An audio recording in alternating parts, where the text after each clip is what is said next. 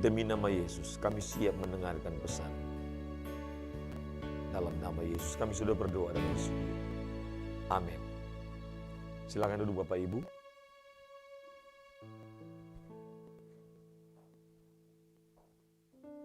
Shalom Bapak Ibu Saudara sekalian.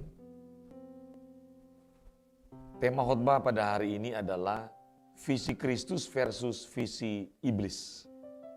Jadi visi Kristus versus visi iblis, ya. Ini pertemuan pertama saya akan menyampaikan dalam 2 seri, ya. Jadi minggu depan itu seri yang kedua. Visi Kristus versus visi iblis. Saya akan bacakan bagi Bapak Ibu Saudara sekalian, ada banyak ayat tapi nanti Bapak Ibu baca di rumah saja. Yohanes 10 ayat 10, terjemahan baru Lembaga Alkitab Indonesia. Pencuri datang hanya untuk mencuri dan membunuh dan membinasakan. Aku datang supaya mereka mempunyai hidup dan mempunyainya dalam segala kelimpahan. Berikutnya, terjemahan AYT. Pencuri datang hanya untuk mencuri, membunuh, dan membinasakan. Aku datang supaya mereka memiliki hidup dan memilikinya secara berlimpah. Yohanes 10 ayat 10 terjemahan lama. Adapun pencuri itu datang hanya akan mencuri dan membunuh dan membinasakan. Aku ini datang supaya domba itu memperoleh kehidupan dengan berkelimpahan. Berikutnya, terjemahan bahasa Indonesia sehari-hari. Pencuri datang hanya untuk mencuri, untuk membunuh, dan untuk merusak. Tetapi aku datang supaya manusia mendapat hidup berlimpah-limpah. Kita baca lagi dalam Yohanes pasal 14 ayat 6 terjemahan baru. Kata Yesus kepadanya, Akulah jalan dan kebenaran dan hidup. Tidak ada seorang pun yang datang kepada Bapa kalau tidak melalui aku. Ya. Ini terjemahan baru Lembaga Alkitab Indonesia dalam Yohanes 14 ayat 6. Terjemahan ayatnya begini. Yesus berkata kepadanya, Akulah jalan dan kebenaran dan kehidupan. Tidak ada seorang pun yang datang kepada Bapa kalau tidak melalui aku. Maka kata Yesus kepadanya, Aku inilah jalan dan kebenaran dan hidup. Ini terjemahan lama. Seorang pun tiada sampai kepada Bapa kecuali dengan aku. Terjemahan BIS, bahasa Indonesia sehari-hari. Yesus menjawab, Akulah jalan untuk mengenal Allah dan mendapat hidup. Tidak seorang pun dapat datang kepada Bapa kalau tidak melalui aku. Saya membacakan beberapa terjemahan supaya Bapak Ibu mendapatkan beberapa pandangan dan pengertian, ya. Setiap kerajaan memiliki visi, misi, tujuan, kekuatan dan strategi untuk membangun dan mengokohkan kerajaannya. Jadi semua kerajaan. Tetapi hanya ada 2 kerajaan besar yang memiliki sejarah peperangan yang panjang, yaitu kerajaan Allah dan kerajaan iblis. Jadi hanya ada 2 kerajaan yang memiliki sejarah yang panjang, yaitu kerajaan Allah dan kerajaan iblis. Dan ini kita harus paham. Pertempuran yang terjadi selama kehidupan manusia adalah pertempuran antara 2 kerajaan. Kerajaan Allah dan kerajaan iblis.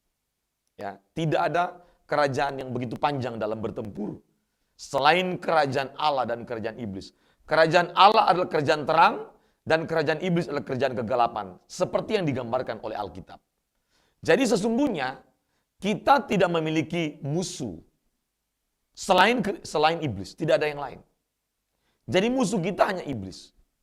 Dan kita tidak memiliki kerajaan yang patut kita bangun dan patut kita banggakan. Selain kerajaan Allah. Ya. Selama melayani dunia, Tuhan Yesus memahami dan melakukan visi yang harus dikerjakan, yaitu menyelamatkan manusia. Jadi kita membaca dalam Alkitab bahwa ternyata Yesus sangat memahami visinya selama ada di dunia, Yesus paham betul apa visinya. Dan Yesus bukan hanya paham visinya, tetapi Yesus juga mengerjakan visinya, yaitu menyelamatkan manusia. Ini bukan visi yang biasa. Ada banyak visi di dunia, tapi semuanya berhubungan dengan visi untuk manusia, untuk dirinya, untuk sekelompok orang, untuk hal-hal yang berhubungan dengan kehidupan fana.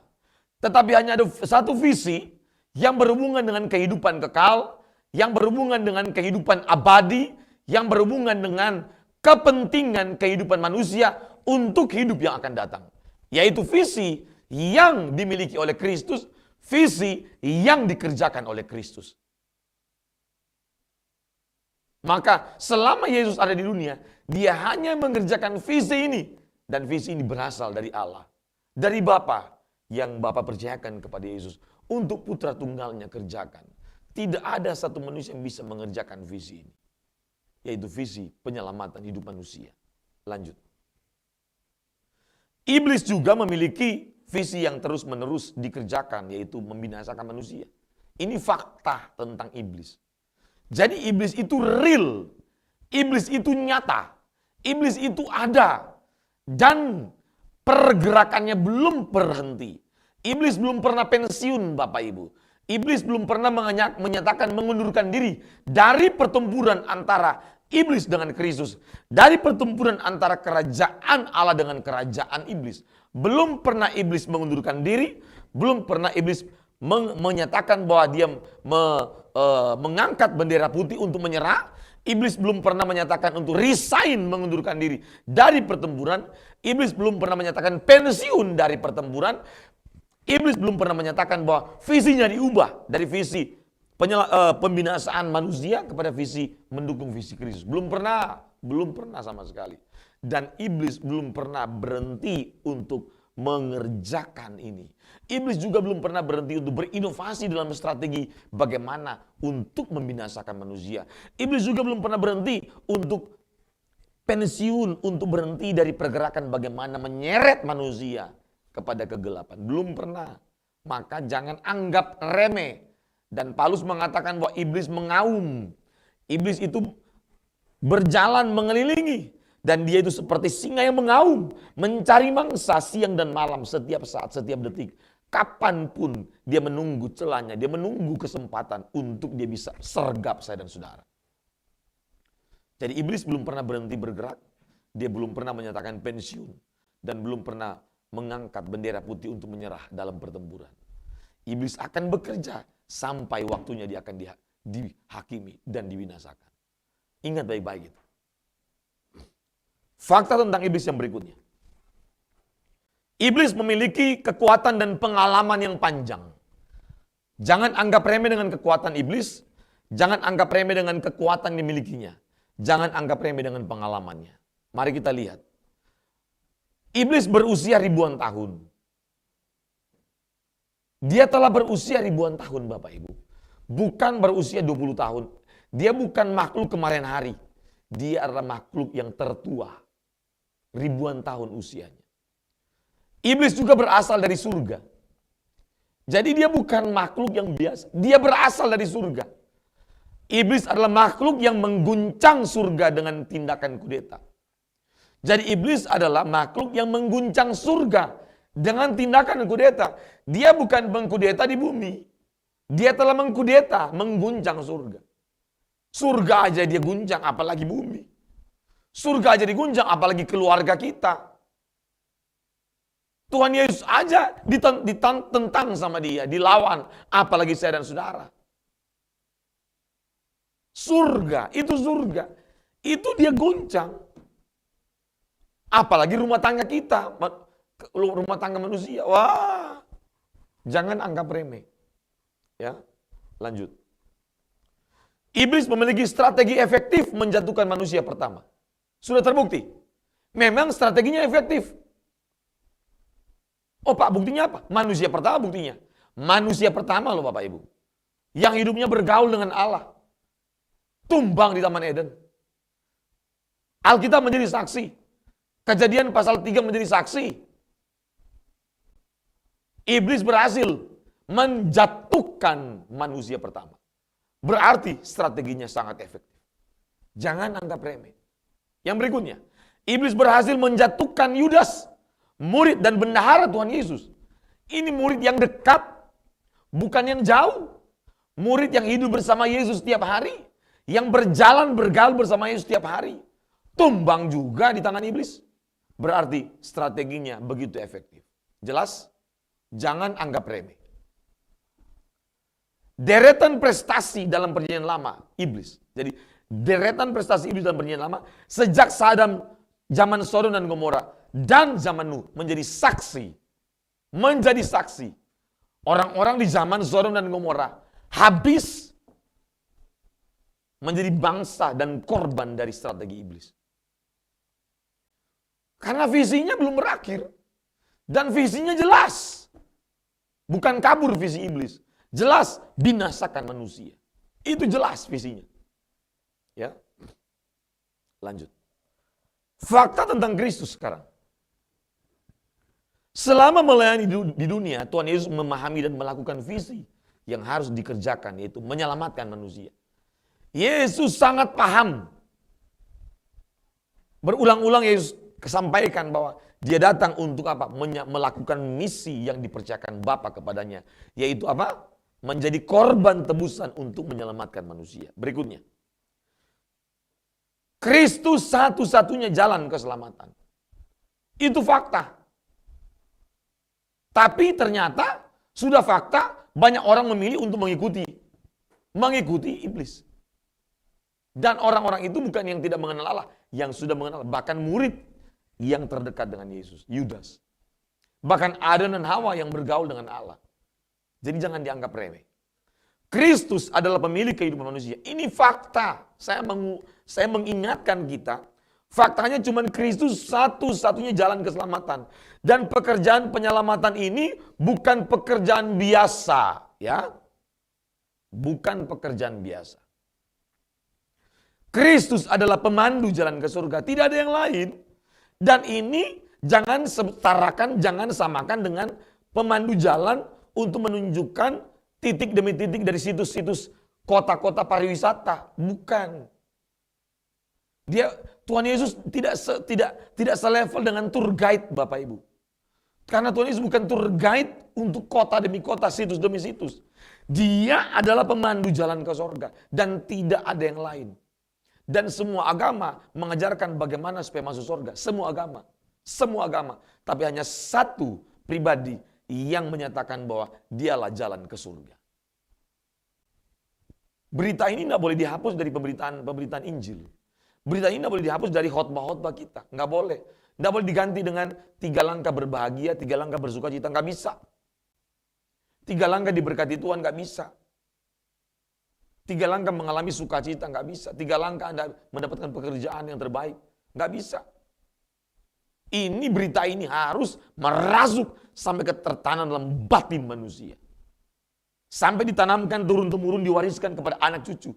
Sehingga anak cucu tidak boleh bangga selain bangga kalau dia mengikuti hidup Kristus. Amin. Anak cucu kita tidak boleh bangga kalau dia memiliki barang yang mewah. Dan seolah-olah itulah kebanggaan yang paling hebat. No. Anak cucu kita harus bangga kalau dia mengikuti Kristus. Kenapa? Karena itulah kebanggaan abadi. Kenapa? Karena hanya Kristus yang bisa berikan keselamatan. Orang boleh pandu kita ke Mars. Boleh menciptakan pesawat ke Mars. Tapi sampai bumi ini berakhir, tidak ada satu manusia pun yang bisa menciptakan pesawat untuk memandu manusia menuju surga. Enggak pernah ada. Catat itu. Maka diajarkanlah kepada anak-anak bahwa harus bangga memiliki Yesus. Harus bangga kalau anak itu baca Alkitab. Harus bangga kalau anak itu beribadah. Harus bangga kalau anak itu mendengarkan cerita tentang Yesus. Harus bangga kalau anak itu mengenal Kristus. Satu-satunya jalan ke surga. Ini yang harus diwariskan kepada anak cucu.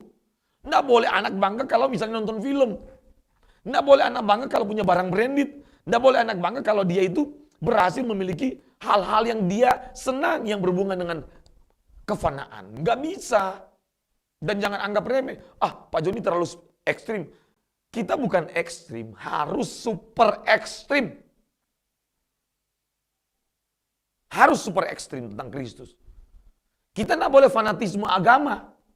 Kita tidak boleh fanatisme gereja. Kita tidak boleh fanatisme manusia yang kita mungkin kita senang dengan khotbahnya. Tidak boleh. Kita harus fanatisme Kristus. Nggak boleh yang lain. Kita tidak boleh fanatisme merek gereja. Kita tidak boleh fanatisme nama sinode. Sekali A tetap A, sekali B tetap B. Nggak bisa. Kita harus fanatisme Kristus. Kenapa? Karena tidak semua orang yang bergereja itu berkristus atau bertuhankan Kristus. Tidak semua orang yang menyatakan Kristen, mereka Tuhannya Kristus. Tidak semua. Buktinya Paulus bilang, rasul-rasul itu bukan melayani Kristus, tapi mereka melayani perut mereka sendiri. Mereka bukan hamba Kristus, tapi mereka hamba bagi diri mereka sendiri. Rasul saja begitu. Makanya Matius pasal 7 bilang, bukan semua orang yang berseru-seru Tuhan, Tuhan akan masuk dalam kerajaan Allah. Bukan. Tapi mereka yang melakukan kehendak Bapa yang di sorga. Makanya saya kasih tagline di dalam tema ini. Mari kita cek apakah hidup kita sedang mengerjakan visi Kristus atau visi iblis. Jangan sampai kita ada di gereja, tapi kita sedang menyelesaikan visinya iblis. Jangan sampai kita adalah pendeta, yang kita pikir kita adalah pendeta dan hamba Kristus, tapi kita sedang mengerjakan dan ikut mendukung bagaimana menyelesaikan visinya iblis. Secara tidak sadar. Makanya dengan khotbah ini saya berharap kita harus sadar dan kita akan cek nanti. Harus sadar. Jangan sampai kita ini pengajar sekolah minggu, tapi mengajarkan hal-hal untuk mendukung pergerakan iblis. Jangan sampai kita gereja Tuhan, tapi kita mendukung pergerakan bagaimana untuk menyelesaikan visinya iblis. Itu sangat berbahaya. Maka harus diajarkan tentang Kristus, dan itu fakta bukan hoax. Kristus satu-satunya jalan. Kristus harus menjadi pribadi yang paling memikat, paling mempesona, paling memiliki daya tarik yang kuat. Kristus harus menjadi pribadi yang membangkitkan gairah kebahagiaan abadi, sukacita abadi bagi manusia, tidak boleh yang lain. Kita harus selalu memiliki kesenangan untuk menyenangkan Allah, bukan kesenangan ketika memiliki apa-apa yang berhubungan dengan benda dan material. Nggak boleh. Kalau kita hari ini, yang kita mengalami kesenangan, kebahagiaan, dan tidak bersinggungan dengan Kristus, berarti ada yang salah. Seharusnya kebahagiaan, kesenangan kita bersinggungan dengan Kristus. Maka kalau kesenangan, kebahagiaan kita bersinggungan dengan Kristus, maka kita akan melakukan apa yang diinginkan Kristus. Dan pasti kita akan tergolong orang-orang yang sedang mengerjakan visi Kristus. Yaitu apa? Menyelamatkan manusia. Visinya Kristus nggak ada yang lain. Tidak ada visi Kristus kalau Anda baca di Alkitab, membangun kerajaan di bumi. Nggak ada. Tidak ada. Membuat kita itu betah di bumi. Nggak ada. Membuat kita senang di bumi. Nggak ada. Nah, kalau gereja mengajarkan hal-hal yang berhubungan bagaimana jemaat supaya senang di bumi, betah tinggal di bumi, berarti itu ada yang salah dalam pengajarannya. Berarti kalau misalnya jemaatnya semakin senang tinggal di bumi, berarti pengajarannya adalah pengajaran yang mendukung bagaimana mendukung visi iblis. Bagaimana mendukung pergerakan visi iblis dalam rangka menyelesaikan visi iblis di bumi. Itu berbahaya sekali. Mungkin kita enggak bilang saya pendukung visi iblis. Mungkin tidak ada gereja yang bilang begitu. Tidak ada gereja yang mempromosikan, mempublikasikan, mendeklarasikan kami adalah gereja pendukung visi iblis. Enggak ada. Tidak ada. Kalau ada gereja begitu pasti enggak ada yang datang. Karena pergerakan iblis, strategi iblis itu selalu itu nggak bisa dibaca. Sulit dirasakan, sulit dideteksi. Tapi bagi orang yang mengenal Allah dengan benar, pasti tahu. Pasti tahu. Mari kita cek dulu. Hidup kita sekarang sedang mengerjakan visi apa?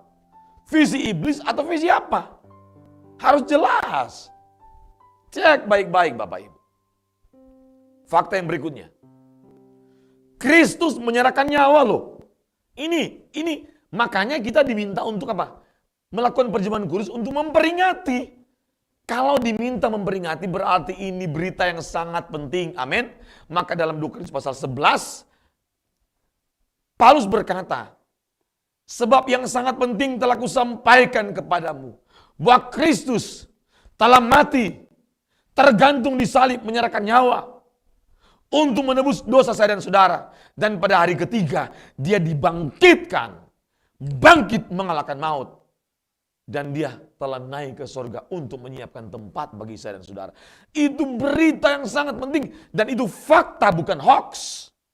Halo? Seharusnya fakta ini menjadi gairah kita, menjadi sukacita kita, menjadi semangat kita. Tidak boleh ada berita yang mengalahkan berita bahwa Yesus telah mati, menebus dosa saya dan saudara. Tidak boleh ada berita yang membahagiakan saya dan saudara selain berita bahwa Kristus telah mati untuk menyelamatkan saya dan saudara. Itulah yang disebut Injil. Amin. Tidak boleh ada berita yang lebih membahagiakan, lebih membangkitkan sukacita saya dan saudara selain berita Kristus telah mati untuk menebus dosa saya dan saudara, dan dia telah menyelesaikan semua dosa-dosa saya dan saudara, dan dia telah memberikan tempat untuk kita tinggal nanti ketika kita dibangkitkan. Pada hari kita dibangkitkan.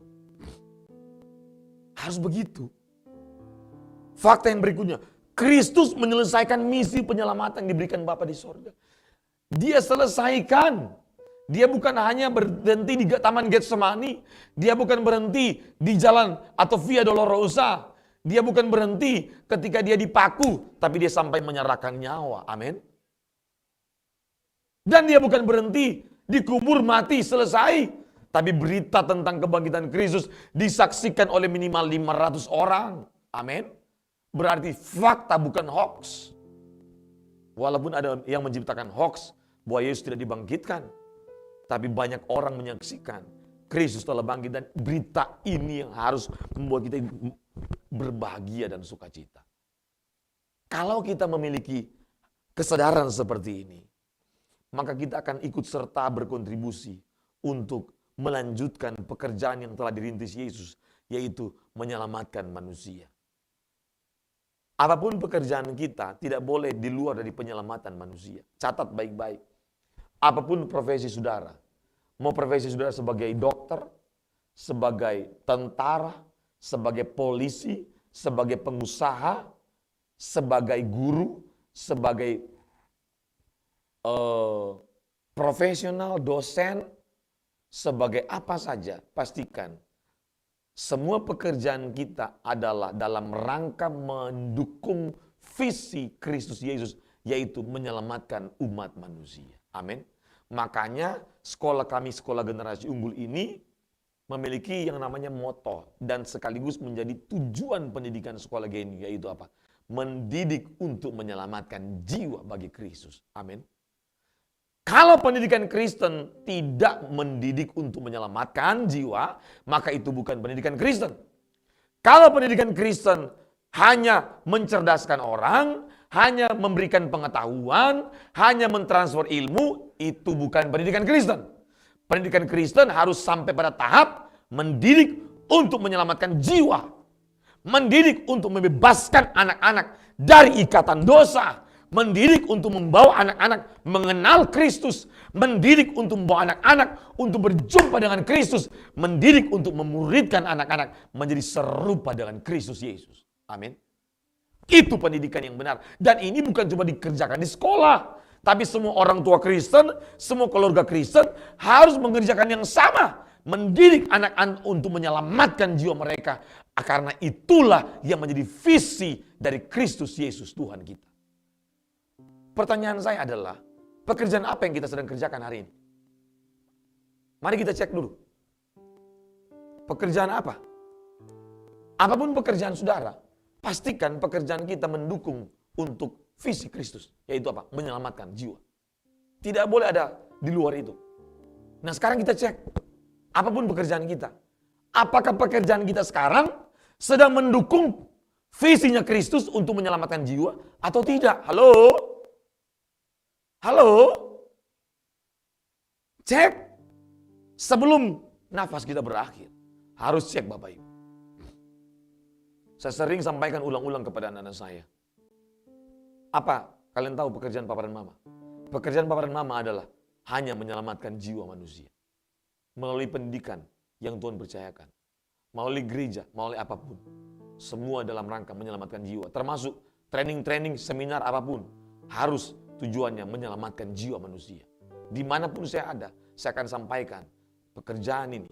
Tujuan yang paling hebat manusia adalah ketika seorang manusia membagikan berita Injil untuk menyelamatkan manusia yang belum pernah mendengar Injil. Amin. Itu yang dikerjakan Yesus. Yesus fokus. Iblis juga fokus. Bayangkan tuh. Iblis saja fokus dengan visinya.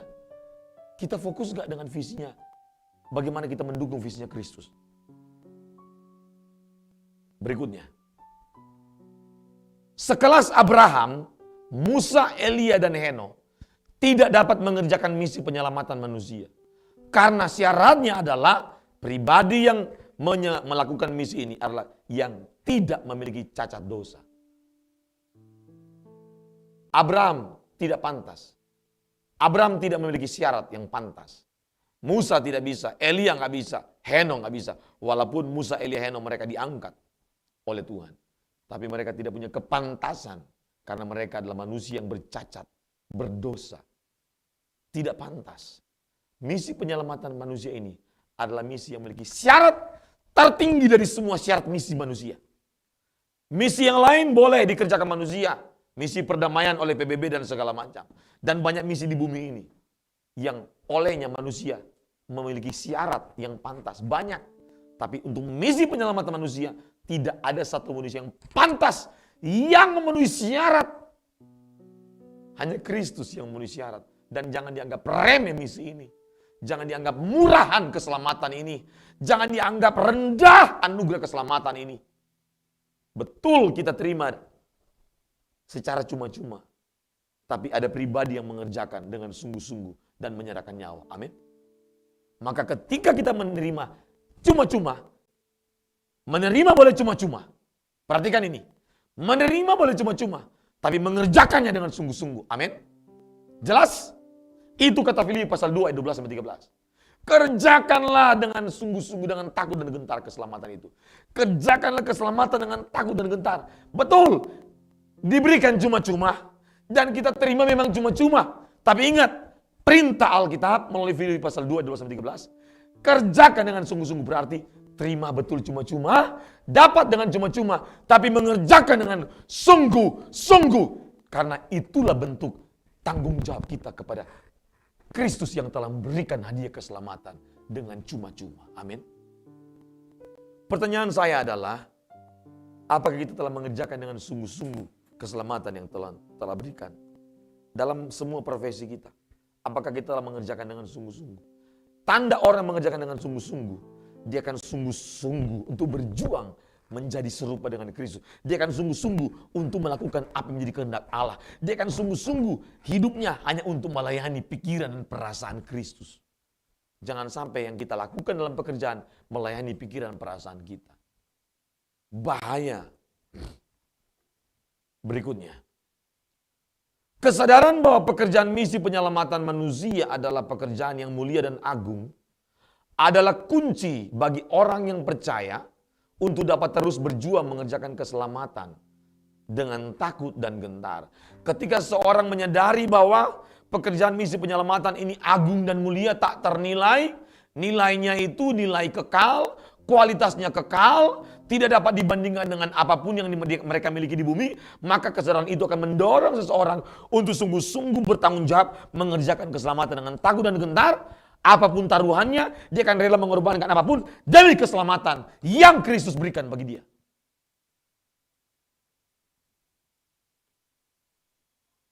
Tapi kalau dia tidak punya kesadaran ini, maka dia akan melakukan, menjalani hidup dengan cara yang murahan.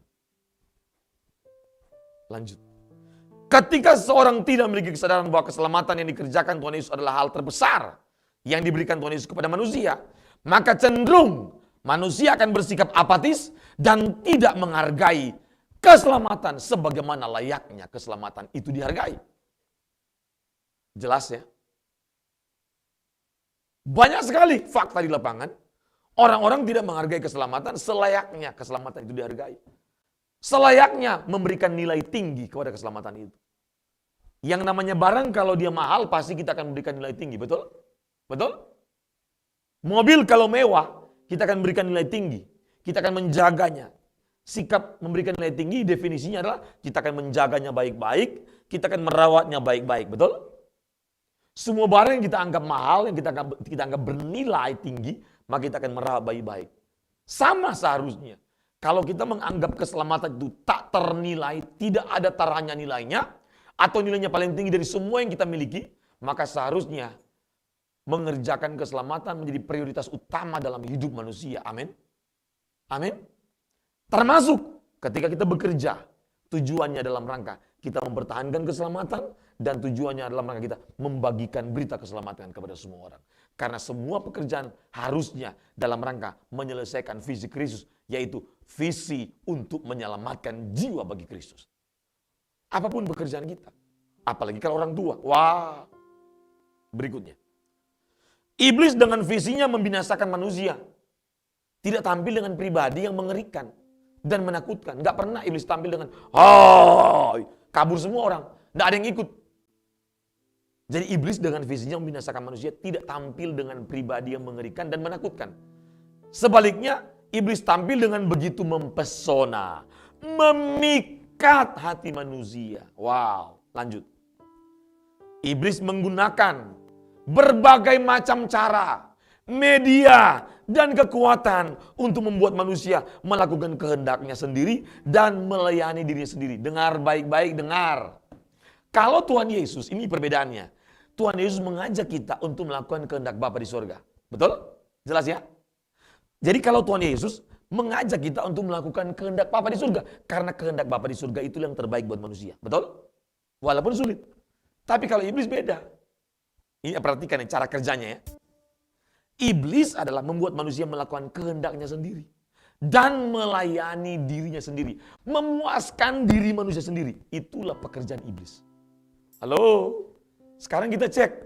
Kita sedang melakukan kehendak Bapa di sorga atau sedang melayani atau melakukan kehendak diri sendiri. Kalau melakukan kehendak Bapa di sorga berarti kita melayani Allah. Melayani pikiran Allah. Melayani perasaan Allah.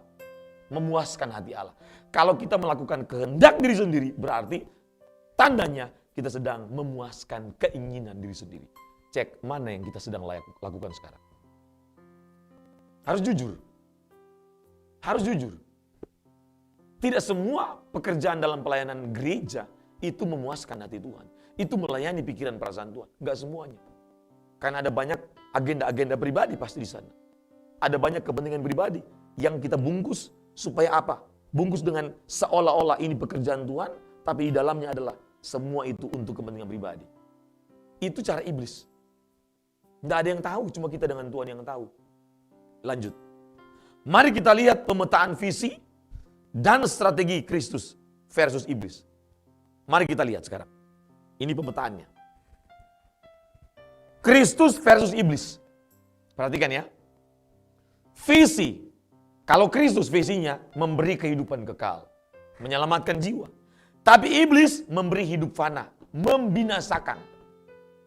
Beda. Beda-beda tipis. Manusia akan lebih senang kalau dia mendapatkan jawaban atau diberikan, dipenuhi kebutuhan, keinginan-keinginan fana. Dipenuhi keinginan yang berhubungan dengan kehidupan fana. Itu manusia paling suka. Sedangkan Kristus memberi kehidupan kekal. Bukan sekarang, nanti. Halo, itu visi yang berbeda. Misinya juga berbeda. Misi Kristus memuridkan dengan kebenaran Injil Kristus. Sedangkan misi iblis memanjakan dengan ketidakbenaran. Kenapa dimanja? Karena memang dia ingin memenuhi keinginan fana kita. Maka semua jalan diberikan mudah. Halo? Maka semua cara mudah. Maka diberikan semua hal yang ingin manusia miliki. Tapi kalau Kristus memberikan apa yang menjadi kebutuhan manusia yang berhubungan dengan kehidupan kekal. Jelas? Sedangkan iblis memenuhi apa yang menjadi keinginan manusia yang berhubungan dengan kehidupan fana. Beda tipis, beda tipis. Target Kristus, perhatikan. dan target iblis. Target Kristus adalah menjadi serupa dengan Kristus. Kalau target Kristus ya. Setiap kita menjadi serupa dengan Kristus dan itu kebanggaan. Orang saja baru menjadi, orang bilang begini, kamu ini kayaknya wajahmu mirip Pak Jokowi. Senang banget orang itu, padahal jauh banget. Kamu ini mirip dengan Rano Karno. Kalau dulu masih Rano Karno dulu yang tahun-tahun 80-an itu kan, woi orang senang sekali bilang mirip Rano Karno. Padahal hanya bikin senang. Kamu ini mirip Ari Wibowo. Nah, zaman saya tahun 90 itu Ari Wibowo itu paling disenangi sama perempuan. Kamu mirip Ari Wibowo ya, padahal jauh banget. Ada yang senang banget, Meriam Bellina. Kamu mirip Meriam Bellina. Karena dulu kan tahun 80-90-an itu Meriam Bellina paling terkenal. Wah senang banget. Sekarang, anak-anak gadis sekarang. Kamu ini mirip aktris Korea ya. Wah senang banget dia. Kamu ini mirip Lee Min Ho ya. Wah senang banget laki-laki itu.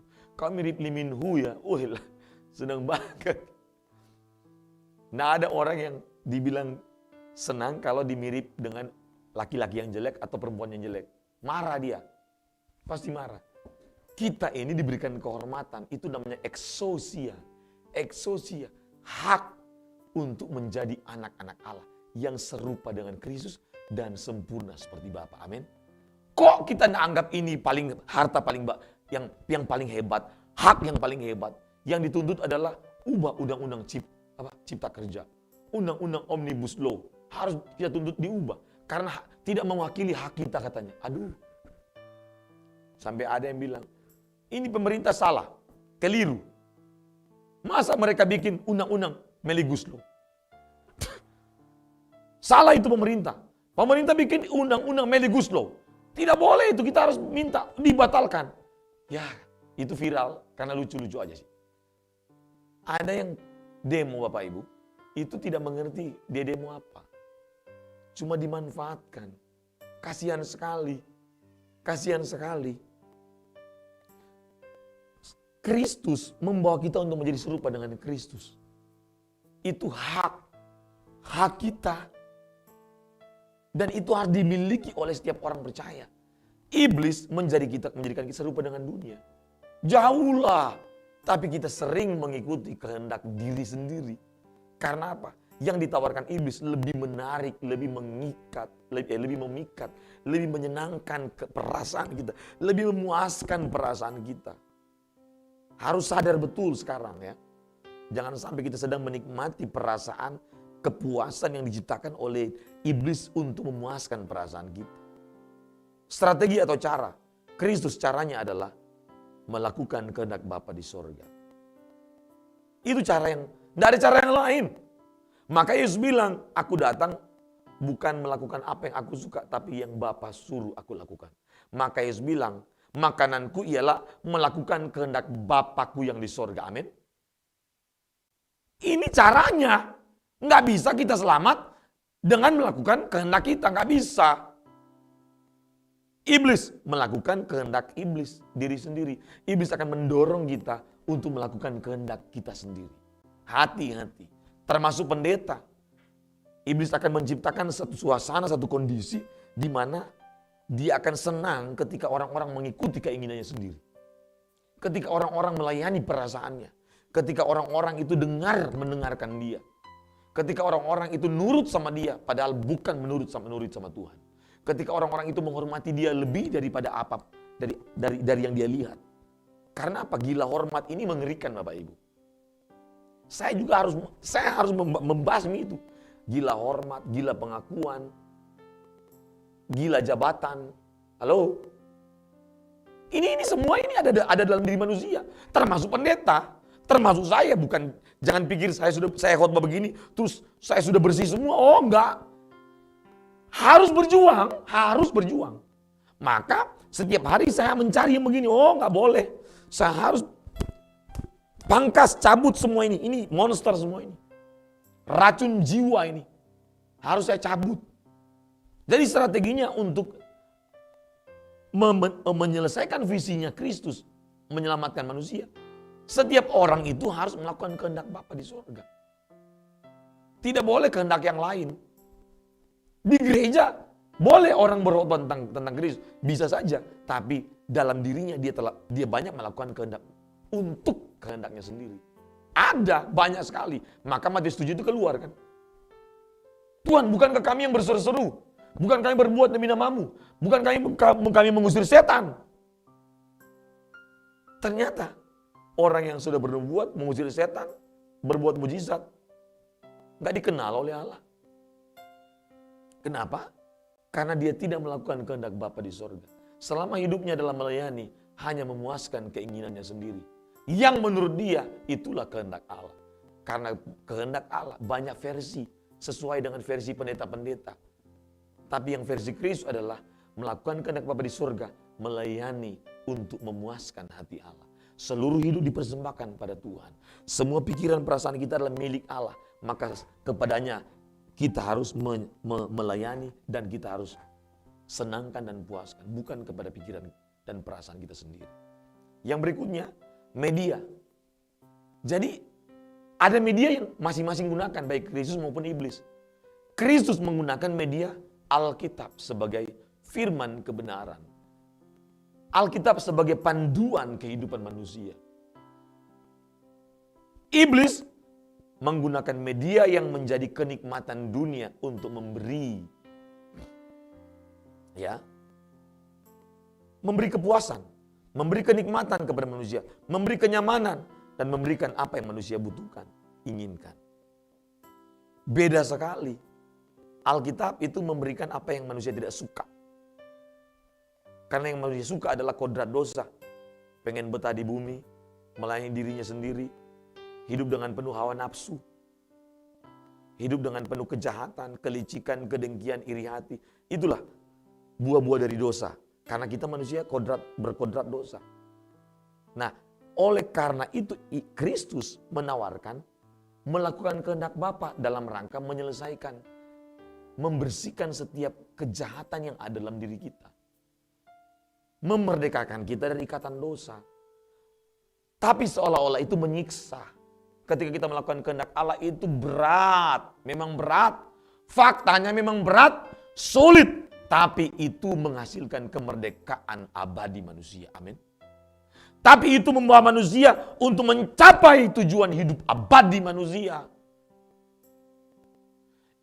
Semua yang Yesus minta kita lakukan untuk memenuhi syarat sebagai anak-anak Allah. Caranya satu. Harus lakukan kehendak Bapa di sorga. Dan panduannya Alkitab. Firman Tuhan menjadi panduan hidup kita. Bukan nilai-nilai dunia.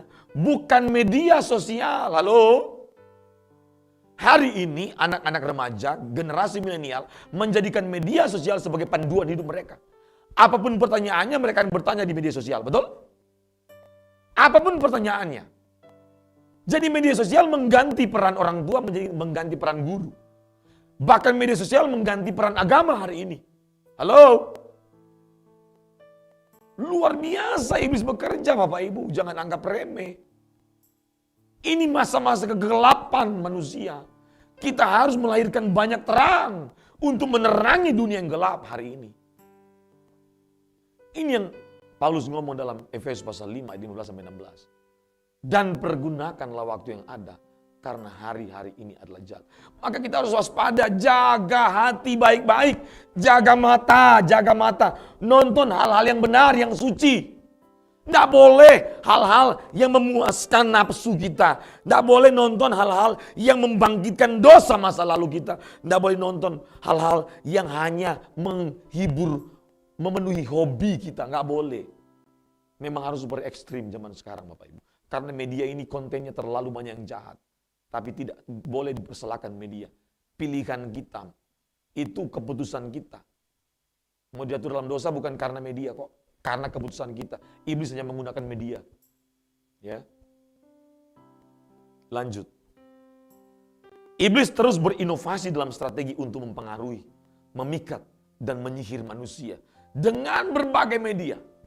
Apapun dia gunakan Bapak Ibu. Apa saja. Dalam rangka menggagalkan visi Kristus menyelamatkan manusia. Jadi kalau visi Kristus, otomatis kalau kita kerjakan, menggagalkan visinya iblis. Tapi kalau kita tidak mengerjakan visi Kristus, maka kita otomatis menyelesaikan dan mendukung visinya iblis. Otomatis. kita menggagalkan visinya Kristus dalam hidup saya dan saudara. Pertanyaan saya, apakah kita sadar media yang iblis gunakan untuk menyeret saya dan saudara menuju kegelapan abadi? Harus sadar, dia bisa gunakan apa saja. Lanjut, mari kita cek sekarang. Ini cek dulu. Cek, klik lagi. Mari kita cek. Identifikasi pesona dunia apa yang memikat, menyihir kita lebih dari Kristus. Mari cek baik-baik. Cek. Kalau dia pelajar mahasiswa, cek mana yang mengikat saya. Pekerja, karyawan, pemimpin, pemilik bisnis, jemaat, pendeta atau dosen, hamba Tuhan, gembala jemaat yang mana? Saya buat ini supaya kita bermudah mengecek. Jangan-jangan kita sedang dipikat, terjerat, terikat, dan kita sedang mengerjakan pekerjaan iblis untuk menyelesaikan visinya iblis, bukan visi Kristus. Betapa sia-sianya hidup saya dan saudara. Waduh, cek, jangan anggap iblis itu nggak ada. Jangan anggap ini sudah enak-enak, sudah enjoy, kita masuk surga kok. Ini hidup ini penuh perjuangan, bertempur tiap hari. Halo, sadar. Kita bertempur tiap hari, nggak boleh lengah sedikit. Pasti kita jadi korbannya iblis. Karena iblis seperti singa mengaum-ngaum. Dia mencari mangsa setiap hari. Dan dia bisa menggunakan media apa saja. Termasuk kekuatan kita. Termasuk kecakapan kita. Termasuk keterampilan kita. Termasuk uang kita. Termasuk jabatan kita. Termasuk pelayanan kita. Termasuk pekerjaan kita. Dan termasuk orang yang kita kasih. Iblis bisa gunakan untuk menggagalkan visi Kristus yang kita sedang kerjakan. Mari kita cek sekarang. Apa yang memikat kita? Media apa yang sedang digunakan iblis untuk memikat kita? Untuk menjerat kita? Dan kalau kita sedang terikat di sini, tapi kita pikir kita sedang melayani di gereja, kita pikir, oh nggak masalah, saya lagi di dalam gereja kok, saya lagi melayani Tuhan. Jangankan di gereja, di surga aja digoncang, halo. Di surga aja iblis goncang. Apalagi di gereja. Di Taman Eden aja, di mana hanya ada manusia pertama dan Tuhan yang bergaul, yang berhubungan, dia masuk. Ingat baik-baik, kalau surga dia bisa masuk menggoncangkan, Taman Eden dia bisa masuk menggoncangkan, komunitas Rasul Kristus dia masuk mengobok-obok. Apalagi gereja kita hari ini, halo. Apalagi keluarga kita hari ini. Sadar betul, karena waktunya makin singkat, maka iblis bekerja lebih gila daripada sebelumnya. Yang sebelumnya aja bisa orang banyak terjerat jadi korban. Apalagi di hari-hari terakhir dia menantikan waktu penghukuman dia. Dia akan kerahkan semua tenaga pasti. Halo? Kita nggak boleh lengah. Cek sekarang. Perbaiki diri. Cek apa yang mengikat saya ini. Jangan sampai sudah banyak yang menjerat saya masih berpikir saya ini sedang melayani Tuhan. Padahal melayani diri sendiri. Halo? Cek. Jangan sampai kita bukan di pihak Kristus menyelesaikan visi Kristus. Tapi kita sudah di pihak iblis dalam rangka menyelesaikan visi iblis. Tapi kita nggak sadar. Halo? Cek di pihak mana kita. Kita sedang mengerjakan visi siapa? Visinya Kristus atau visinya iblis? Cek dulu. Amin. Nanti kita lanjutkan minggu depan. Masih banyak Bapak Ibu. Tapi cek, harus cek. Nggak boleh kita nggak cek, harus cek. Ya, supaya kita nggak dibodohin sama iblis. Mari kita bangkit berdiri. Jaga Tuhan dalam kebenaran. Agar kita tidak menjadi orang yang berpihak kepada iblis untuk mengerjakan visi iblis. Tapi kita harus menjadi orang yang selalu sadar ada di pihak Allah. Apapun jerat-jerat itu dikeluarkan. Agar kita hanya mengerjakan visinya Kristus. Menyelamatkan jiwa-jiwa. Bekerja untuk menyelamatkan jiwa. Melayani untuk menyelamatkan jiwa. Mendidik untuk menyelamatkan jiwa. Menyanyi untuk menyelamatkan jiwa. Mengajar untuk menyelamatkan jiwa. Berkhotbah untuk menyelamatkan jiwa. Bukan untuk yang lain. Karena itulah visi Kristus. Mari kita bangkit berdiri.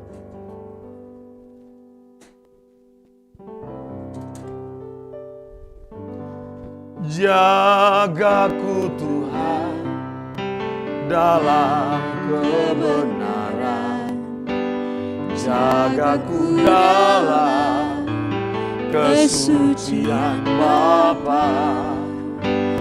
Rinduku tetap di dalam-Mu, menikmati indahnya hadirat-Mu. Sekali lagi, jagaku Tuhan. Jagaku Tuhan dalam kebenaran. Amin. Jagaku dalam kesucian Bapa.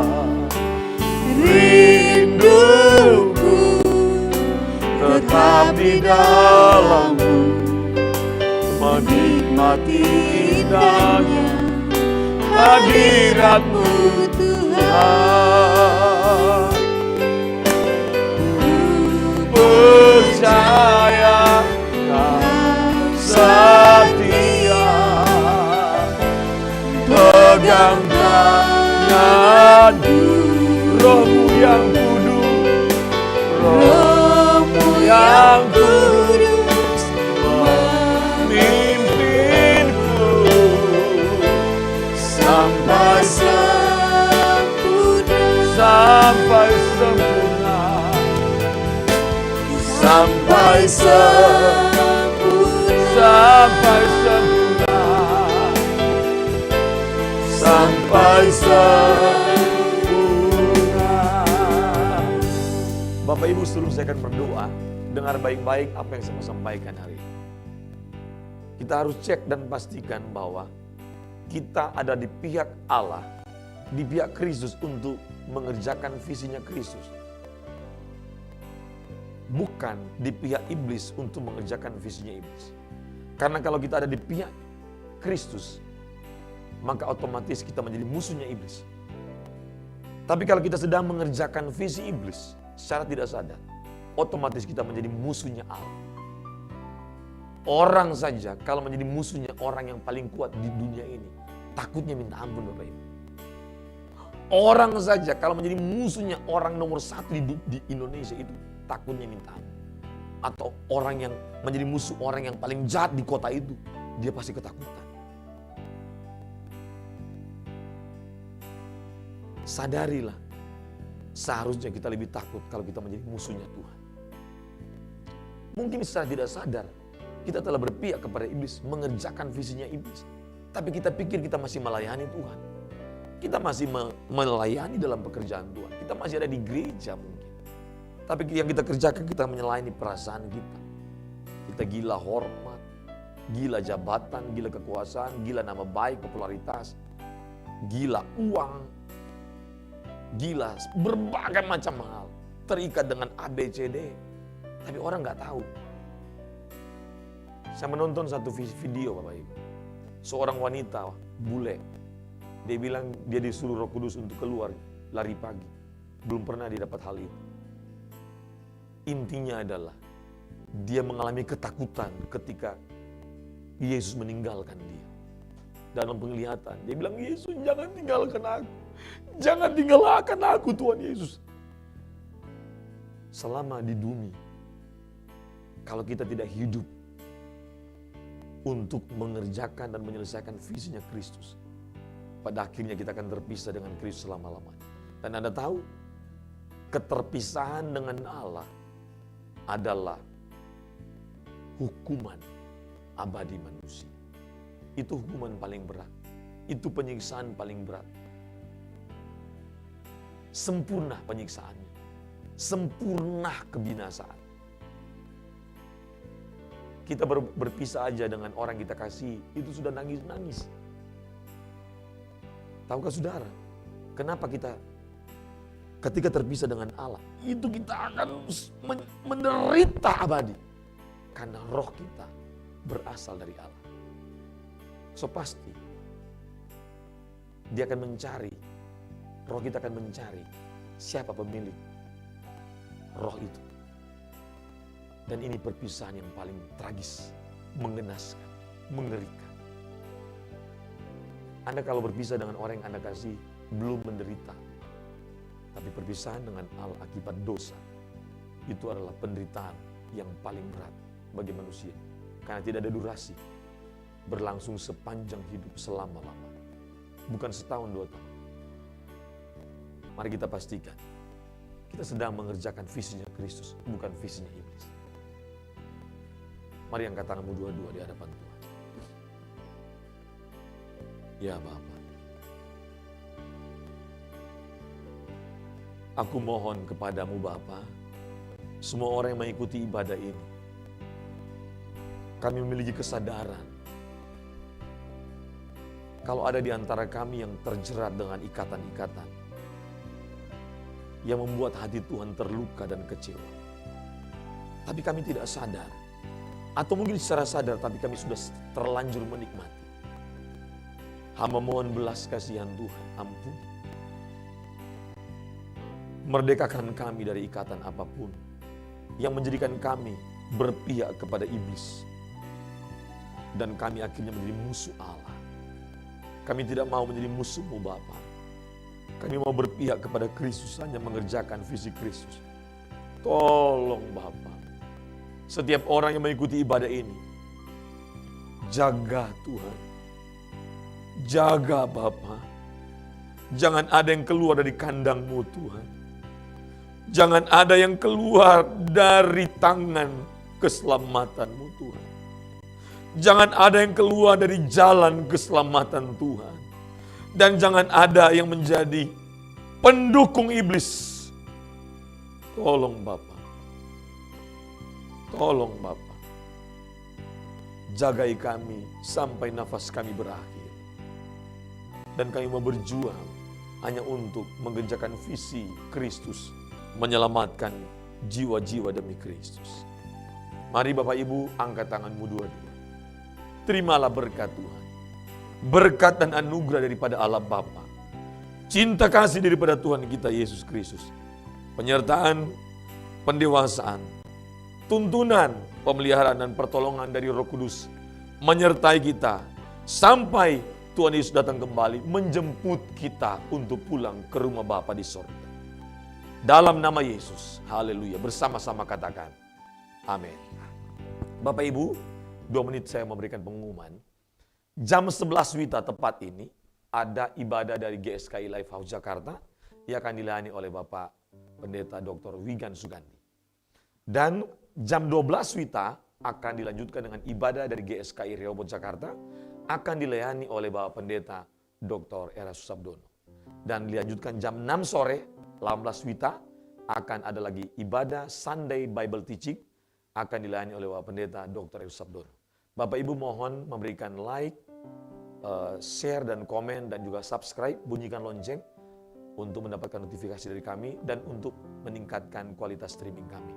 Mohon bagikan kepada minimal 10 orang Bapak Ibu, yang Bapak Ibu kasih kenal, sobat, saudara, untuk mereka juga diberkati. Terima kasih Tuhan memberkati. Shalom, selamat hari Minggu.